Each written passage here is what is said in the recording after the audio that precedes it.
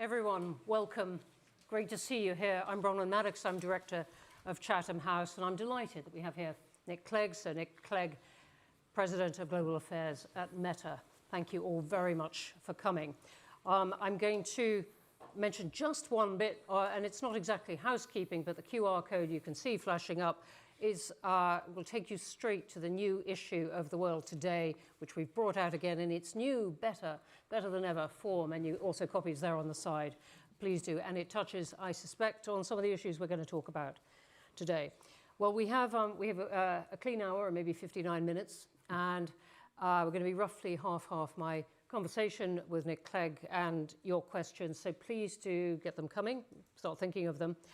And we have a title that could span an enormous range of things. Can democracy survive the pace of technology?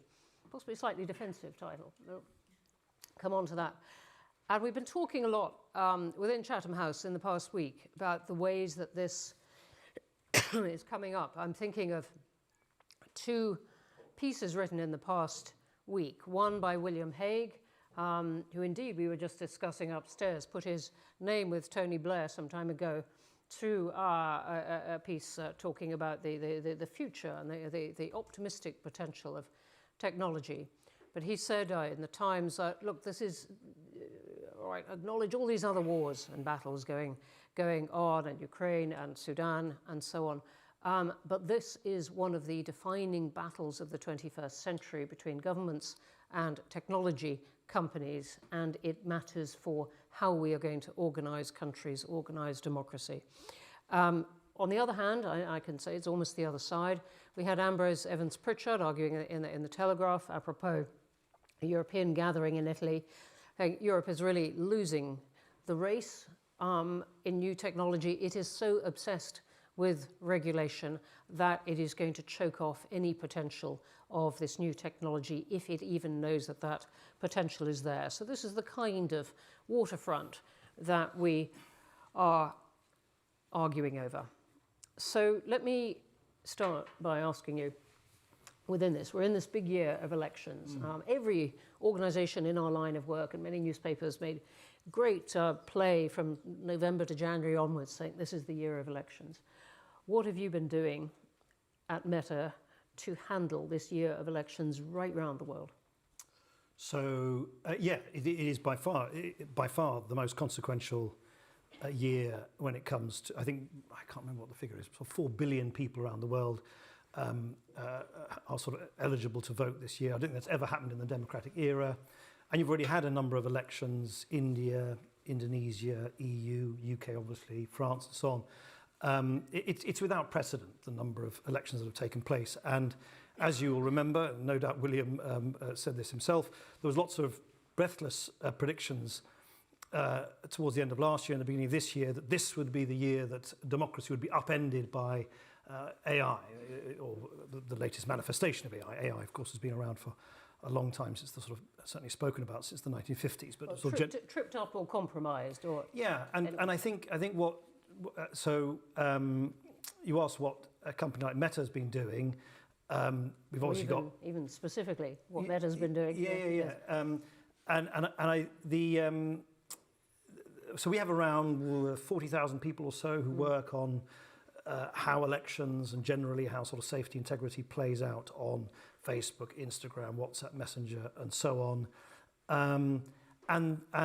And of course, I think we've had around 200 elections where all of those apps have been playing a role in one description or another since 2016. And so we sort of developed a whole bunch of muscles over the years. We now have, I think, the world's largest network of independent fact checkers, around 100 of them, working in, I think, 60 languages or so. We have an independent oversight board, the first of its kind, every 12 weeks, along with our financial results. We publish all the stuff about what's the bad stuff we find, what's the, what have we done well, what have we not done well, not just marking our own homework. I think we have EY auditing it and so on. And what that picture shows, and what our experience shows so far this year, especially related to AI and democracy, is first, I think the most surprising thing so far.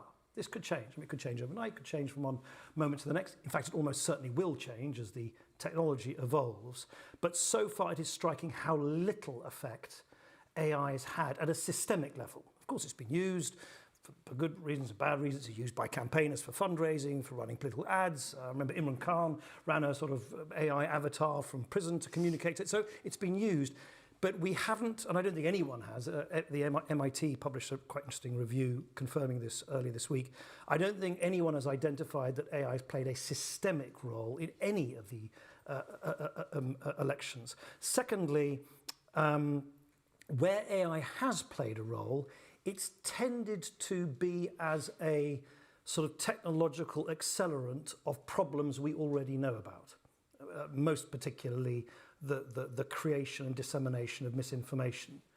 And that's terrifically important for these big tech platforms, because the way we design our policies, we can argue whether we draw the line in the right place, what in terms of what is allowed, what's not allowed, what's demoted, what's not demoted, and so on.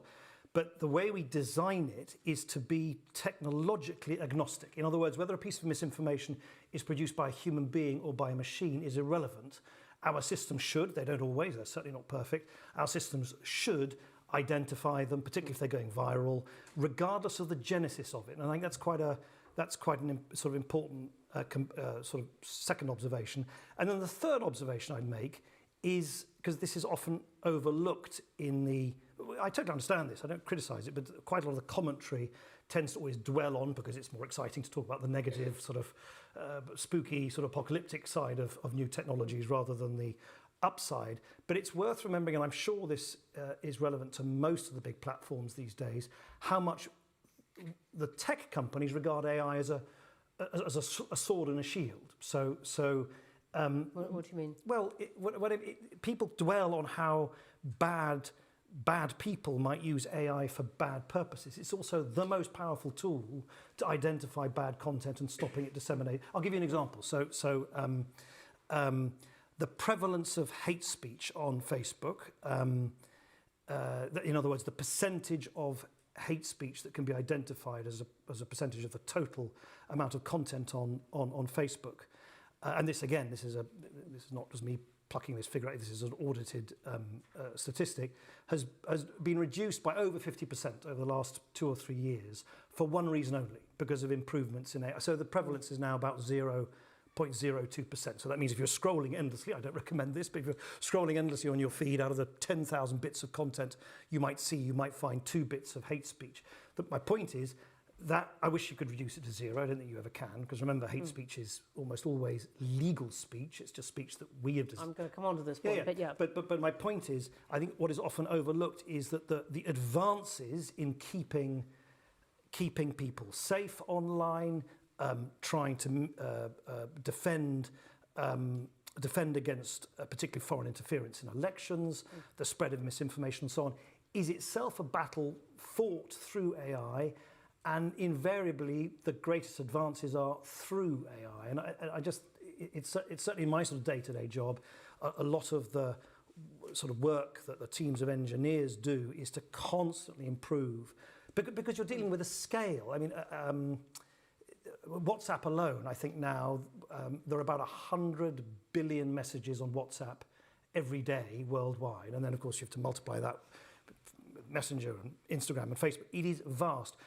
As I say, we employ 40,000 people to do this stuff, but even if you employed 40 million, you still can't by hand curate an experience which is by definition user generated, and that's why AI is so important as a weapon against bad stuff, as much as it, of course, can be used by bad people for bad purposes as well. It's an important point, and I find it absolutely persuasive as far as the scale of this sifting and judgment goes. But it takes us inevitably, to this question of how you judge and who should judge what is legal but harmful, what should be removed, and what should be allowed. Yeah, so the way we... How does Meta do it? So the way we do it, and if anyone has better ideas, tell me, because it's literally just a non-stop process of one bunch of people saying you're censoring too much, and another bunch of people saying you're not removing enough, particularly in America, where literally half the country thinks the former and another half thinks the latter. And the way we try and pick our way through this Because again, you're asking a private company, an engineering company, to make what are highly consequential ethical and societal judgments about content that legislators have decided not to make illegal, right? Yeah. So you're literally just, and I sometimes, when the legislators shout at us, I say, well, pass a law then, we'll follow your law. But as long as you don't pass, even before the how, because you've taken us to the even more interesting point of, do you think you should be doing it at all? Well, we unavoidably have to. Unless you do an Elon Musk and you say anyone can say anything, but that's not the way we run Facebook and Instagram. It's not what. But remember, advertisers pay our lunch. If you're selling soap powder or a car, you don't want your content. So when I read people constantly saying, "Oh, these platforms have got a commercial incentive to spoon feed ghastly stuff," no, we have an incentive to do exactly the reverse, because the advertisers don't want their ads next to the bad stuff. Whether we succeed in finding it, it's a different matter. But we have we have commercial incentive to probably be even more censorious, to make it a complete sort of Walt Disney experience. But at the same time, we want to make it not such an insipid experience, but a place where people can express themselves, which is rooted in the, particularly for an American company, in First Amendment principles of free expression. But to your query about how we do it, so how we try and square that circle, if you like, is firstly, we do it very, very openly. So we have 20 or 21 categories of content that we publish under something called the community standards, where we say very openly whether it's bullying and harassment, hate speech, IP fraud, a whole list of things, and we say we don't want this on our platform, and that community standard is all living and breathing set of standards.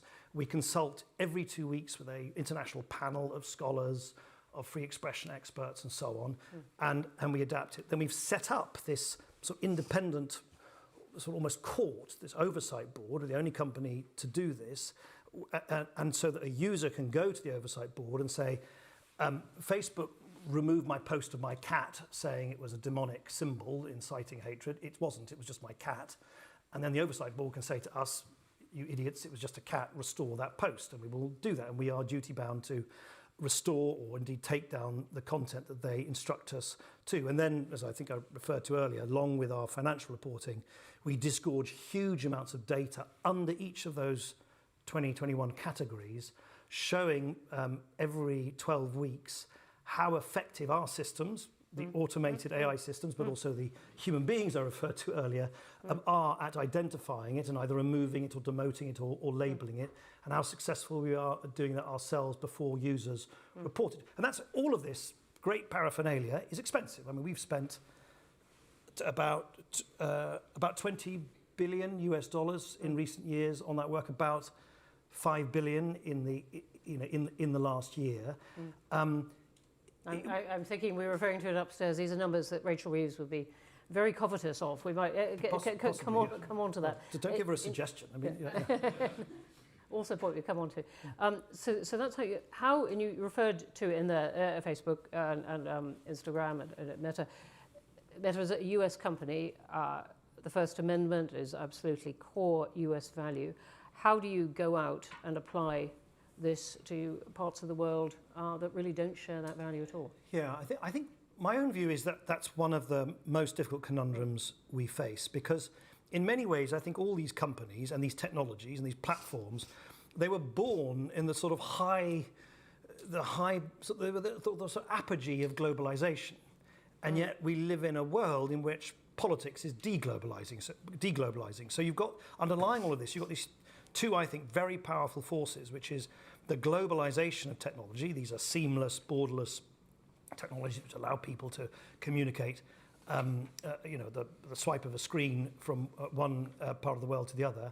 And yet you've got a politics, particularly in the post-2008 era, almost everywhere, whether it's Modi, Trump, Orban, it doesn't matter, whether it's Brexit, it's the principal political motivation in recent years has been about recapturing sovereignty, asserting political control, and that's of course why people like William Hague write these thunderous prose saying, "Oh, that's the great battle of our times," because it's the conflict between political sovereignty and globalized technologies. And I think one of the dilemmas that the platforms face, and certainly one of the dilemmas I face in the various kind of responsibilities I have at the company, is that the community standards that I talked to you about earlier and I'm exaggerating for effect, but we're almost treating the world as if it's flat, as if you can apply exactly the same standards everywhere. But of course, as you quite rightly alluded to, people have different attitudes towards different kinds of content. I mean, to give you towards what hate speech well, is. Yes, but I'll give you a meaningful, but perhaps slightly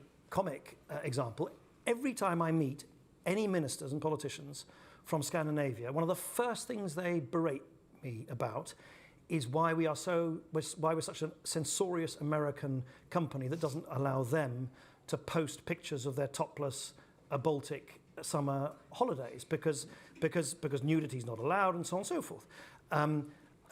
You could argue that American culture tends to be slightly more tolerant of violent content. So you've got these in India. The great focus there is about intercommunal violence. In the EU, you've now got legislation in this space, the Digital Services Act. Here in the UK, you've got a sort of version of it, the Online Harms Act.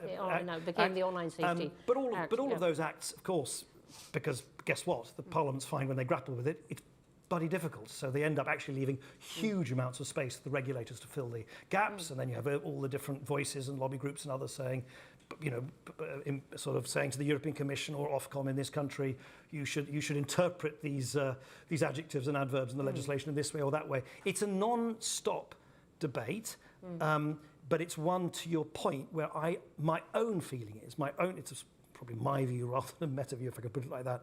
My own view is that the world is generally becoming more fragmented in these matters, and the platforms will need to be responsive to that. By the way, in a context where the internet itself may, of course, become ever more splintered and fragmented. It already is. We don't have a global internet. It doesn't exist. We have a Chinese internet, you've got a non-Chinese internet, Russia's going one direction, Turkey and others are trying to go in that direction. I think that trend towards fragmentation is most likely, I wish it were otherwise, but I think is most likely to accelerate. Really interesting point. Let's just go on a technical point, what you've done about open source, just making this available to the world, an instant battle of this is great for the world to understand how you put yourself together against the kind of people saying this is really good for terrorists who want to get hold of it. Yeah, so this is quite a vigorous debate in Silicon Valley and elsewhere about. So as I'm sure many of you know, generative AI starts with what are called foundation models. It's like the sort of great hunk of clay or the great sort of unchiseled hunk of marble upon which you then build all the AI applications and use cases, and you can customize it. And that's an incredibly expensive thing to build. I mean, extraordinary. I mean, I think I need to probably check. I think we are, and remember, by market cap, we are actually very small compared to Microsoft, Amazon, Google. So they're Apple, far bigger companies. But I think Meta is spending this year, I might probably need to check this, around $40 billion just this year on building new AI data capacity. And that will continue. In fact, it will almost certainly increase over time. Why is it so expensive? Because you need a huge amount of data and you need a huge amount of compute capacity. That's why NVIDIA's doing so well. Everyone's buying their GPUs and so on. So there are only a very, very small number of companies, a handful in the West Coast. There's one or two slightly smaller operators basically none in the UK. There's one in France, Mistral. There's Aleph Alpha, I think, in Germany. And there's one or two in China. And then the question is, if you're spending all of those billions, you want to recoup the money. Of course you do. These are businesses, they're not charities. What most of those companies are doing, it's a totally legitimate business choice, is they say, oh, in that case, we're going to ask people to pay for what they call, in the jargon, API access. It's a sort of a proprietary model. So you basically pay a license fee or some description to have access to those foundation models or variants of them. What we have decided, in large, well, I'll come to that in a minute. Partly because we feel we can afford to, because it's not foundational. Sorry, I'm using the word foundational too much, but it's not crucial to our commercial business model. Is we basically give it away for free. We literally anyone can use it. You can, the smaller versions you can run on your laptop and so on and so forth. And crucially, by the way, if you use Llama, that's our large language model, the various generations of it. Unlike the proprietary API models, none of the data goes back to us. So one of the great advantages, in my view, of open source is it gives people complete sovereignty, particularly governments, for instance, who want to use it for sensitive purposes, in the NHS or intelligence or defence or whatever. It means that they can then basically take it from us. And it's been downloaded, versions of LAM have been downloaded around 350 million times. Researchers, developers, entrepreneurs, it's hugely, hugely useful for that reason. Now, my answer to your question about is it a sort of gift to bad people? I think it's worth reflecting on what's happened in the internet over the last 20 years, or in the cybersecurity world, or in encryption. All the advances have been open source. I mean, the whole of the cybersecurity industry is based on open source technology. Encryption protocols are open source. The internet itself, I mean, do you remember, go back to the whole battle between Microsoft and Linux. Linux won out. Open source always wins out. It not only wins out because it democratizes the technology, which I personally think has got to be better in the long run than having a tiny number of very, very big companies in California basically own the plumbing, the infrastructure to the whole of the way in which we're going to interact with the online world in the future.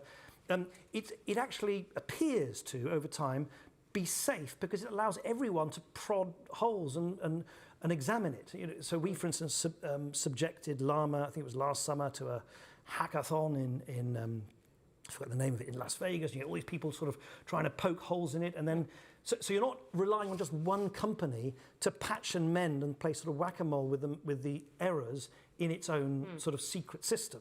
It's completely open, and that's why so many of the standards and protocols and so on of the cybersecurity industry have been constantly strengthened through open sourcing. For what it's worth, I think sitting here in London, it would be mad for UK PLC not to advocate open sourcing, because there's no way that the United Kingdom is going to come up with its own foundation models at the pace which they're being developed elsewhere. And as a matter of sovereignty, I would have thought it's crucial for countries like the United Kingdom to be able to take the work done by these private sector companies and then make it their own. You can't do that. So this is an absolutely essential point. Again, I find that one very persuasive, but I wanted to ask you what you thought governments could best do. No, I'll come on to regulation in a moment. But on the investment side, there's a lot of it, talk about what the benefits that this can bring. The amounts of money that government has at its disposal do not compare with the discretionary money you've just been talking about, and there's much in the UK papers about Rachel Reeves paring money off the Edinburgh supercomputer and so on in order to spend on train drivers. It's not a political statement, but what is it that you think governments can best do? It's a good question. I think thankfully we're beyond the point that worried me most.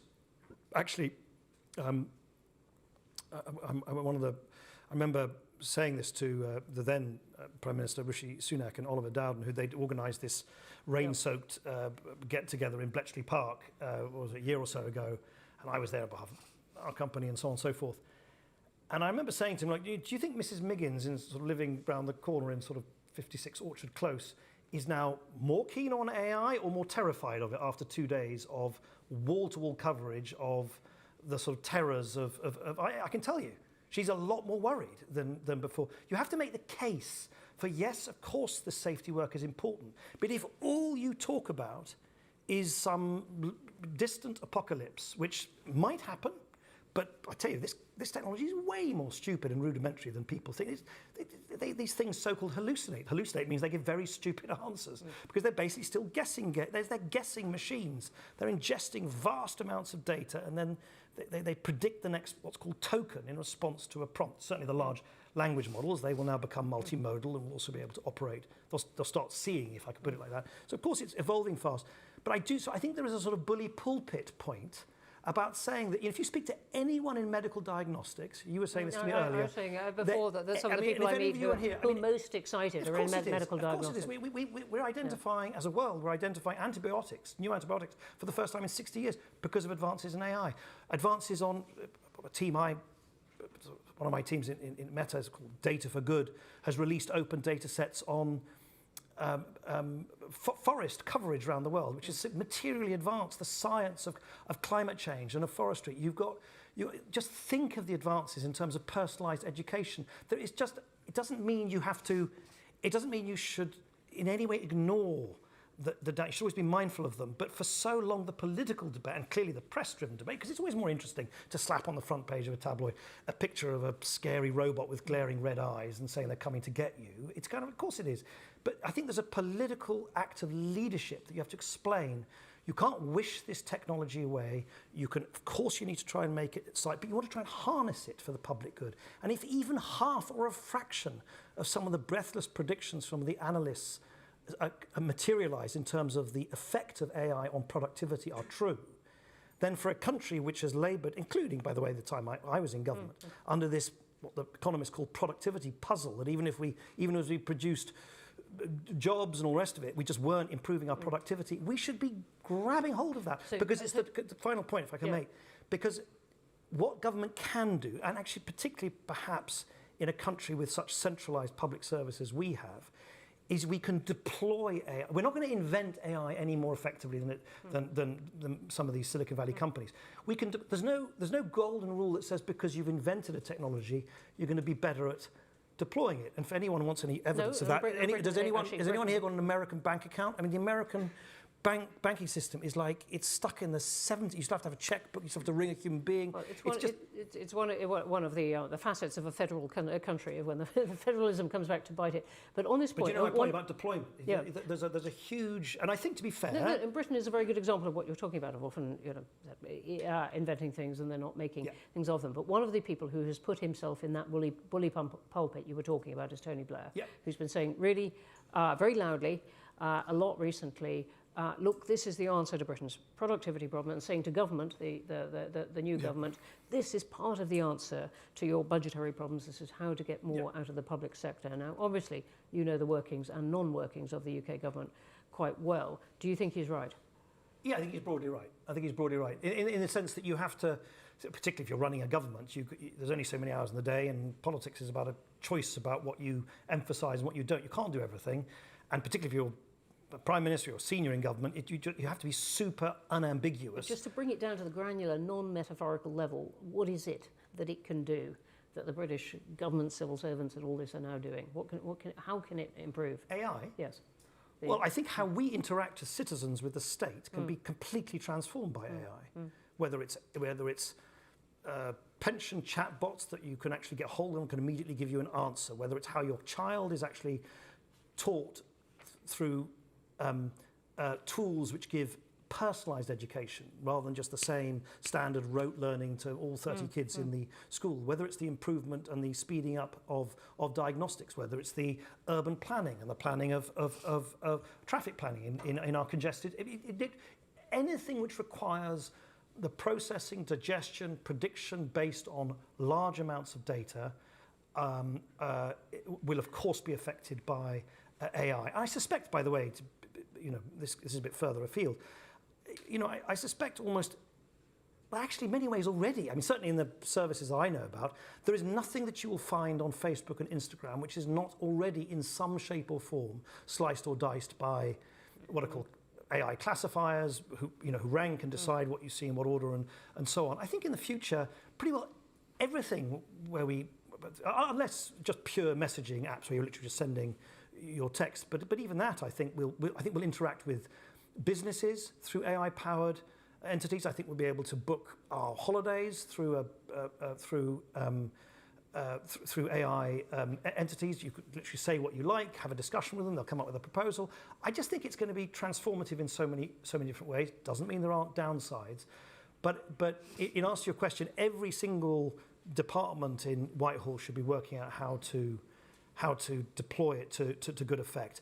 And to your question about what Britain can do, I think one of the very live issues right at the moment, which refers perhaps to one of the things that, did you say Evans Pritchard was writing about in the Telegraph, is, as I explained, these AI models are nothing without data.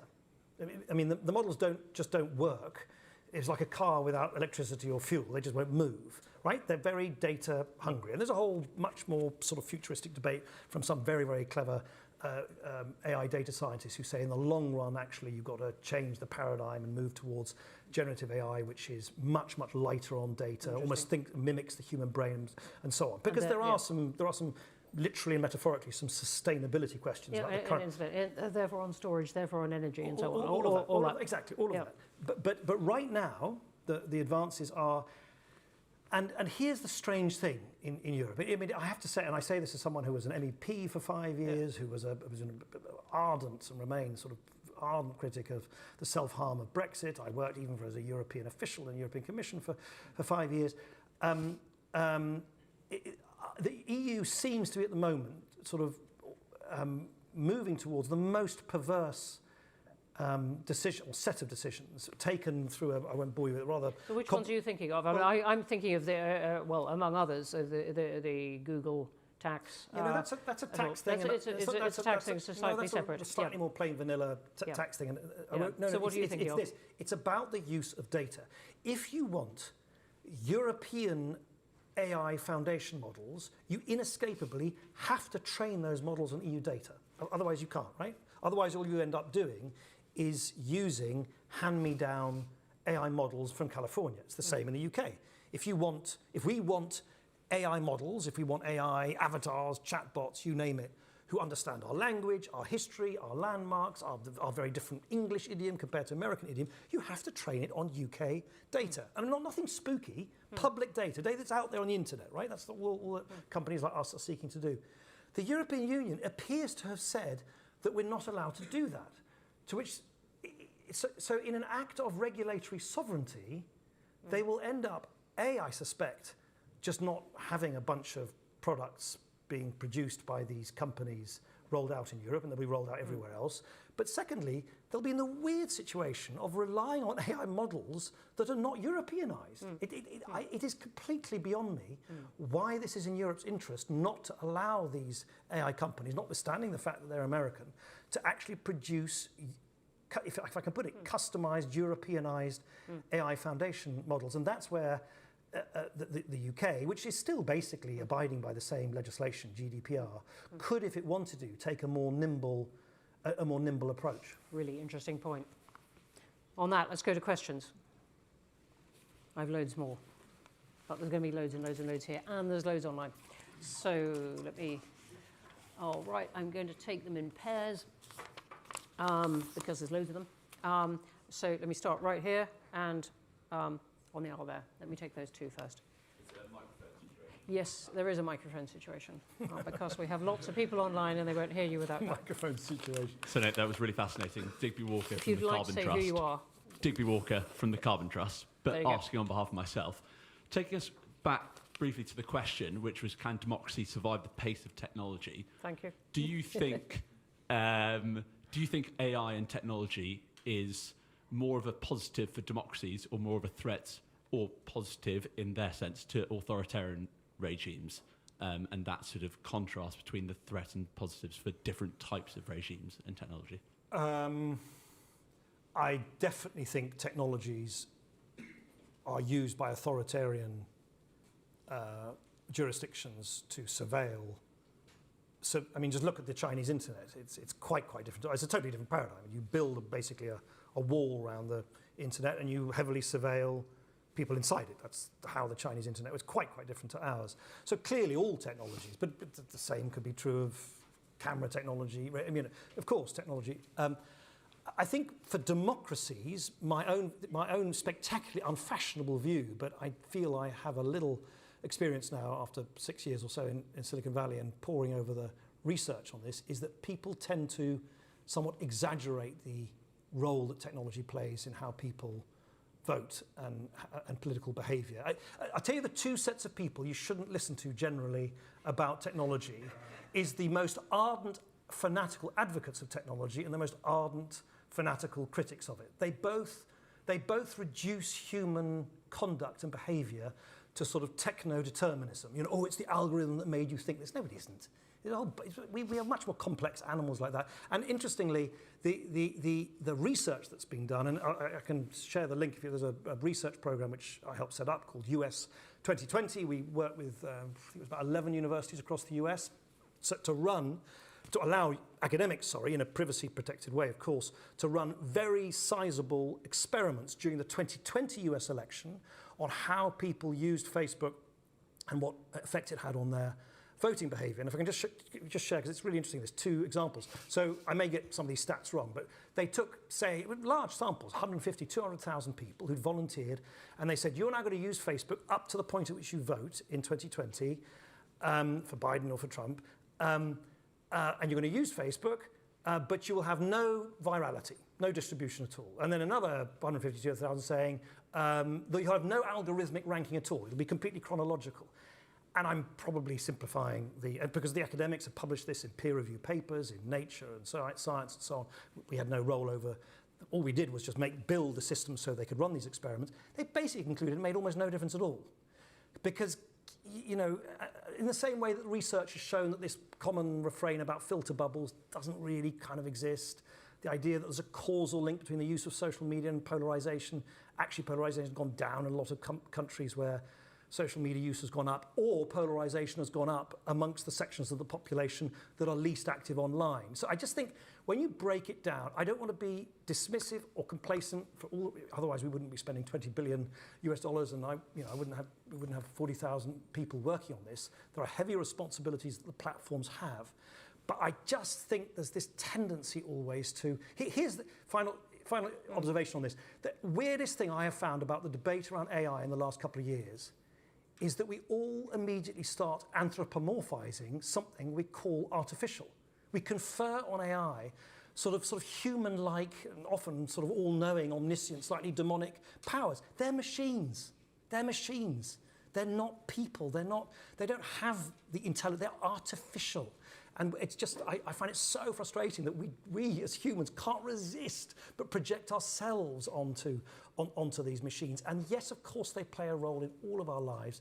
The evidence is they don't actually, in democracies, have nearly the sort of determining effect. In the same way when I was in politics, I used to go, why is the newspaper saying this about me and that about me? I found after a while, it didn't matter how many times the Daily Mail screamed at me, there were still amazingly Daily Mail readers who voted the Lib Dems. I couldn't work it out myself, but guess what? It meant that the newspaper read maybe wasn't as important as I thought it was. I think we sometimes kind of try and reduce how people think about themselves, their family, what's important for them, the choices they want to make, in a somewhat sort of simplistic way, and we certainly do that with technology. I'm going to go on to this other question, but there's a lot online, which I'm going to play back to you on pushing at that point, and whether not disagreeing with the point you've made that this is technology, not human, but whether it amplifies some of the worst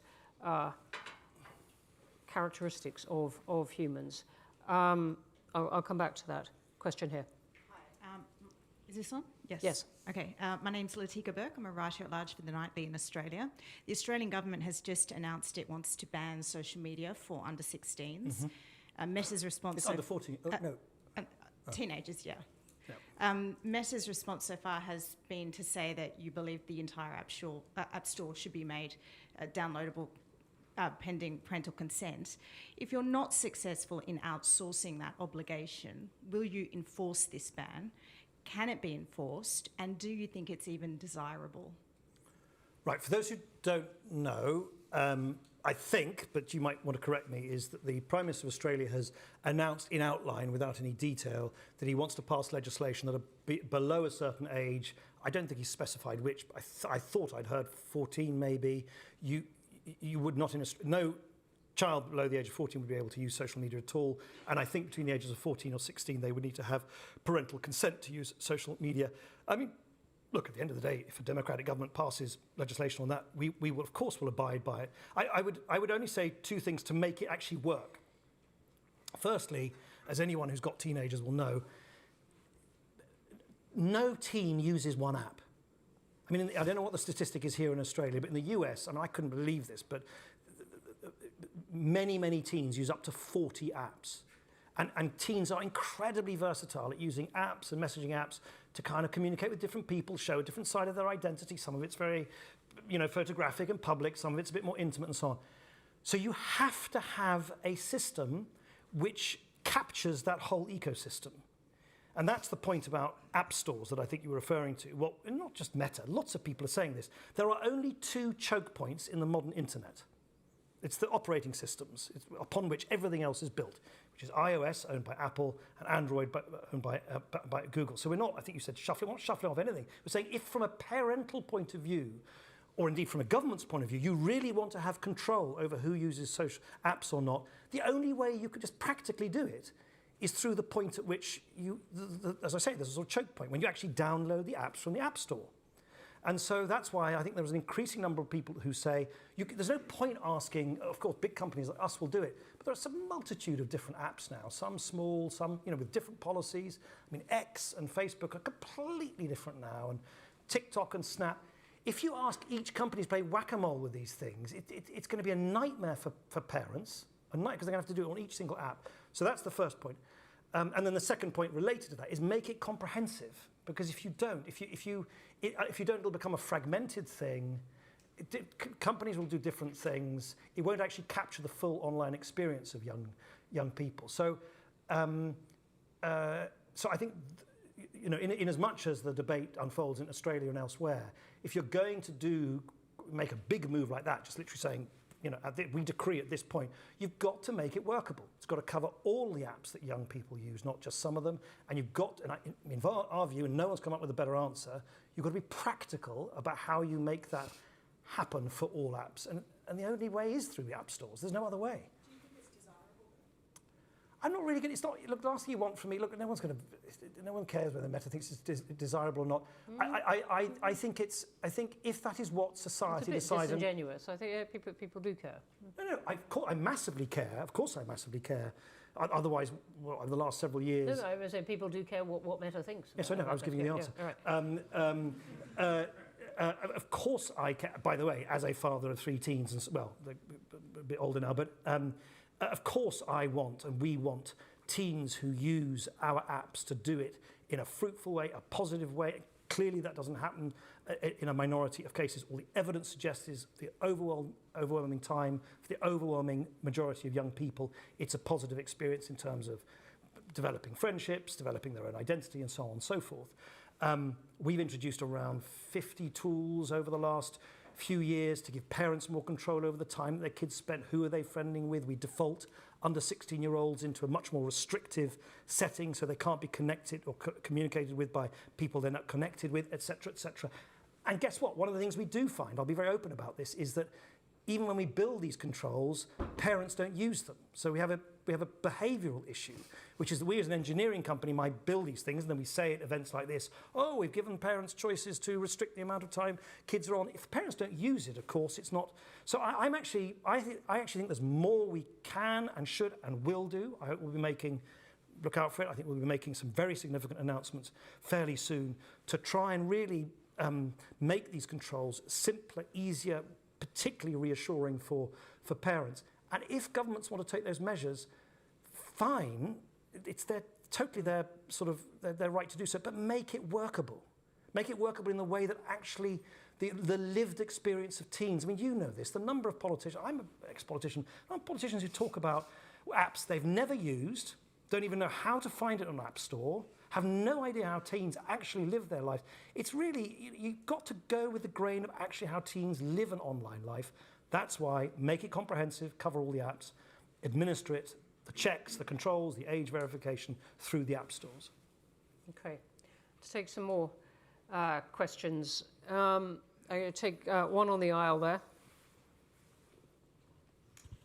Thank you. Carol Walker from Times Radio. You talked about how AI is used in how you screen out material that shouldn't be on platforms like yours. I would just like to understand a bit more about how this works, because clearly when you come to, as you talked about, this legal but harmful material, protecting vulnerable people and protecting free speech is a very difficult dividing line. Did you at some stage talk about having 100 fact checkers? That didn't sound like very many to me. So I'd just quite like to understand, does an AI bot just determine this post falls the wrong side of the line and it's out? Does it always go through a human? And how narrowly can you set the definitions and the terms for the bots that you use? So the community standards, and I hate to suggest this to you, but have a look. They're very readable. I mean, they're online. Have a look at. But that's a category. No, it's not a category. That literally lists the 2021 categories of content and defines them. Defines hate speech, defines bullying and harassment, and then, as I say, is then reinforced with a lot of data about how much of that content we identify, remove, and the percentage of that content that we remove because our systems, which I'll come to in a minute, have identified them rather than users have reported them to us, because those are the two main routes. Either we find it or someone complains and we respond to it. And in answer to your question, in the jargon, we train things which are called classifiers. And the more that you can train a classifier on a pattern which repeats itself, the more effective they become, because they're pattern recognition systems, which is in effect what AI has always been. So, for instance, terrorist-related content was a huge issue, quite rightly, I don't know, 10 years or maybe less. I mean, I remember in government, I used to beat up tech companies. You're not doing enough to take down ISIS and Daesh-related content. I need to check, I think now 99.8% of all ISIS and Daesh-related content is removed by Facebook, by our systems, before anyone reports it. And the reason for that is because these classifiers, we've been able to train them on the kind of repeat content that is ISIS and Daesh-related. The difficulty, to your point, is when you get edge cases, when you get things which, you know, is this someone expressing just horror or inciting, you know, I don't know, a video of the police versus a mob, and someone posts, oh, they get what they deserve. Are they saying that about the police, or are they saying about the rioters? How are you supposed to understand that? Our system is not going to always understand that. So you have a very sophisticated, but never perfect, process of triage, where the overwhelming majority of content, given the amount and the speed with which it is being generated, is triaged by systems. And we often get ferociously criticised for taking down content or demoting content because we haven't thought about the context enough, which is why we built this oversight board. No one else has done that, so people can then go to the oversight board and they can tell us we were wrong. And then you get a sort of group of edge cases, which will then be referred to human content moderators, who will then look at it. And it's painstaking and difficult work, because at great speed, they're having to look at lots of often really, really unsavoury content as well. The fact checkers, 100 fact checkers is a lot actually around the world. And I'll tell you why it's very important to remember this. There's no point saying to a fact checker, I think the fact checkers in the UK are Full Fact and Reuters, is that right, and others. There's no point saying to them, find everything that you think might be partly false or missing context and false and flagging it, because the vast majority of content like that, no one or only a tiny handful see. So the way we design the system is that we have, again, automated systems which will try and predict whether a piece of content is likely to go viral or not, and it's going to enjoy significant distribution. So and then there's basically a queue of content where these independent fact checkers then can decide what they take out of the queue to look at it, and then they decide they have this is probably too much detail than you want, but it's important. They can either say something's completely false, in which case it would be demoted, and basically a filter is put over it saying an independent fact checker has found it's false, or they can say it's missing context or it's partly false and so on. But the system is built to try and one of the things that again is difficult about this debate is quite a lot of it sometimes gets a little bit focused by one person finding one piece of egregious content, saying, isn't that terrible, that's online? Rather than asking themselves, the much more important thing is how many human beings have actually seen it. And I've even... But if a certain person happens to say, swallow a bottle of bleach and it's going to kill your COVID, I mean, does that get screened out by AI? Or does the person immediately get taken off? And if that person happens to be the president, does it have to go to a human? Well, it wasn't Meta's responsibility that Donald Trump said that. I know a lot we're blamed for a lot. I'm giving this as a But he said it on television. He said it on radio. He's repeated in every single newspaper. You've got, got to be. And by the way, that is one of the reasons, incidentally, why, if controversially, but I staunchly believe this was the right thing to do, we decided not to ask the independent fact checkers that I referred to earlier to fact check the content and the speech from politicians. Because at the end of the day, a tech company should not be standing between what politicians in democracies say and the voters who hear them.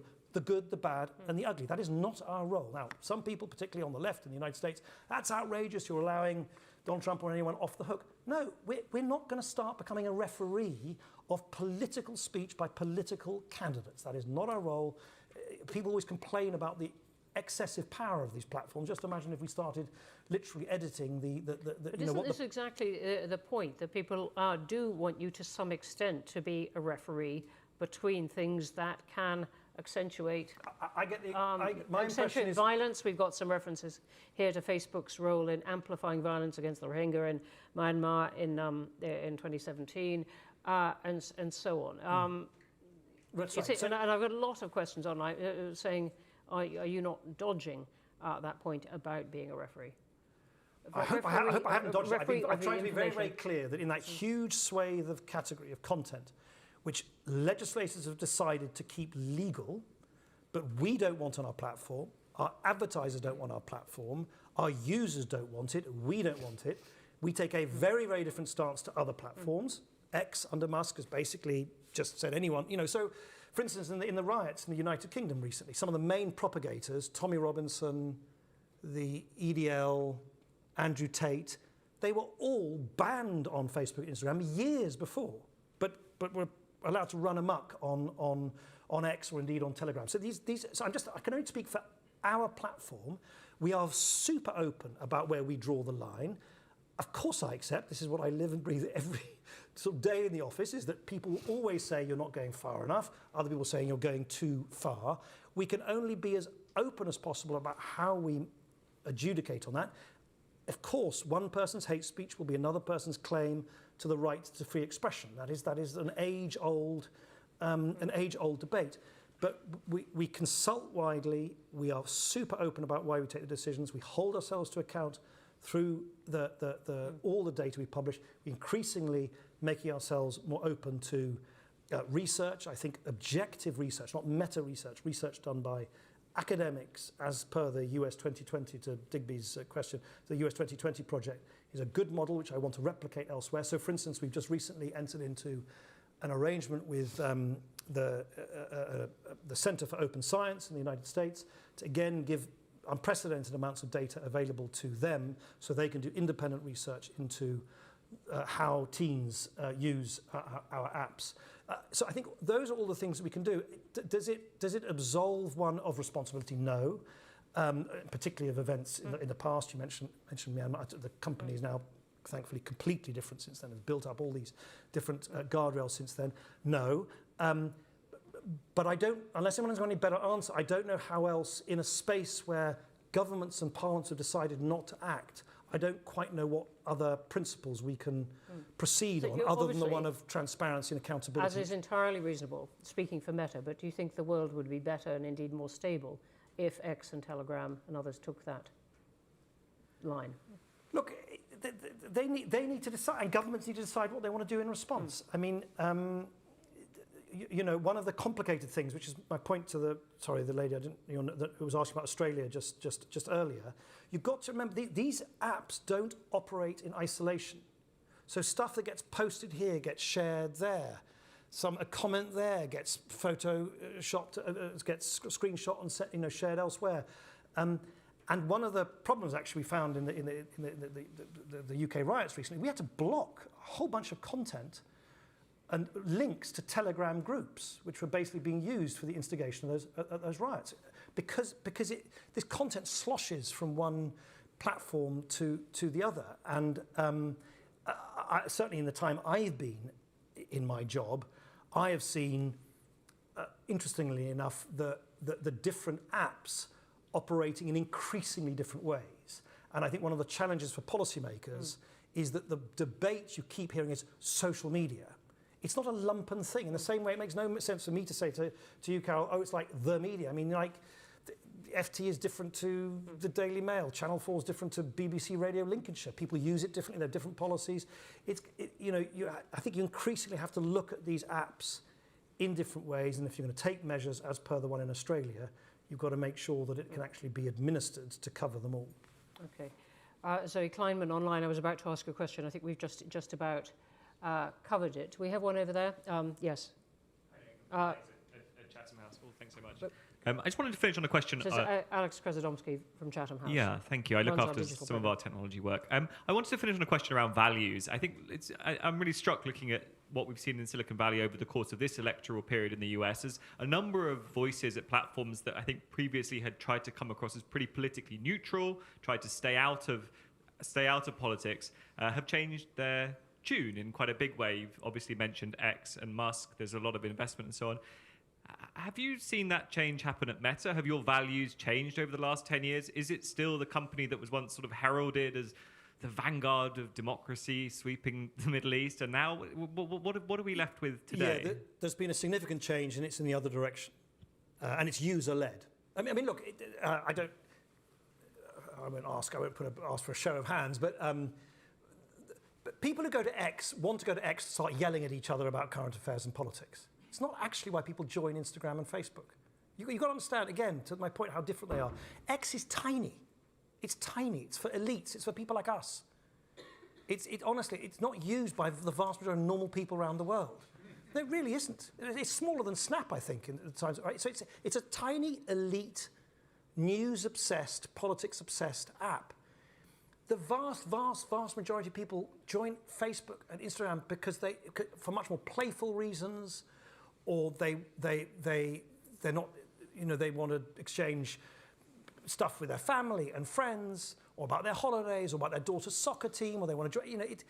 And what we keep hearing from our users over and over again is, can you just get the politics out of my feed? I just don't want it. I don't want it. And anyway, it's organically reduced. I think the total amount of politics and current affairs on our services now as a proportion of the total is less than 3%. So it's been declining, which is why you have this very difficult debate between platforms like us and publishers and the press, because they're saying, oh, you're taking our hard-worked sort of content so that you can engage users. No, we don't want it. We don't need it. So our users don't come to... So I think what we have done as a result is we've removed the boosting, if you like, the amplification of current affairs and politics. We have made our rules on politics and campaigning much more stringent. So you can't use our services to so-called micro-target political ads anymore, because we've removed all the categories that you could use formerly. We now have a political ads library where if you run an ad, your ad will stay there for 7 years. You'll see who paid for it, who they were trying to address, what the content, way more transparent for researchers and so on than any political advertising on television, radio and so on and so forth. So politics, if anything, in answer to your question, Alex, whilst of course X has moved, and it's obviously for Musk, it's become a sort of one-man, sort of hyper-partisan ideological hobby horse. For us, as Mark Zuckerberg said, recently, he doesn't want to get drawn. He doesn't want to get drawn into this. He doesn't want anyone to kind of be interested in how he's going to vote. Because if you've got 4 billion people around the world using your services, you've got people with lots of different persuasions. But the key thing is, as I said earlier, they don't really tend to use our services to yell at each other about what the latest headlines are. It's just not the nature of the product. So I think there's been, I wouldn't call it depoliticization, but there's certainly been a tendency for the amount of political content to kind of diminish over time on our services. May I, on that note, just bring us, we've got 1 micro minute, and I want to bring us back to the UK. There's a question from Maid Clulo saying, what about the recent riots in the UK, which gave us the example of social media platforms finding language acceptable, even though the words turned out to break the law of the land? What is your comment on that? Don't quite know what he's referring to, but as I said, all I do know is, so a number of my teams around the world run according, respond to. I mean, there are crises happening around the world all the time, around the world all the time. We have a internal crisis protocol. We set up a team instantly the moment those riots started. I think we were in touch with the police and law enforcement within an hour of hearing about them. We took down a number of pages, a number of entities. Our fact checkers fact-checked, published a number of fact-checked articles. As I say, the main sort of protagonists were banned on our platform anyway. As I said, we actually severed some of the links to other apps and platforms. If the question is about how public Facebook content might be cited in criminal cases against individuals, I just would... There was a woman then charged for hate speech which platforms had published. Without knowing how it was cited in court, I can't. It's super difficult for me to know. We're going to have to stop there. In any case, thank you. There's some terrific questions, and online, I'm sorry, I could barely do justice, including to the debate that is happening within the platform about, and you answered it, but people online would have liked a lot more, about whether content moderation is driven by revenue. We had one from Peter Price. It was almost irresistible to say, what are your best and worst experiences in Silicon Valley, but we couldn't get there. And a really interesting debate, Alan Human and others, about whether posting on social media should be anonymous or not, people could be held to account. On the other hand, it's a protection that many need, and that debate is going on as we are. And there were a forest of hands up here, and I'm sorry, this is human moderation of this of this event, and with all the failings that implies, but the biggest constraint being time. Thank you for coming. Can you join me in thanking Nick Clegg?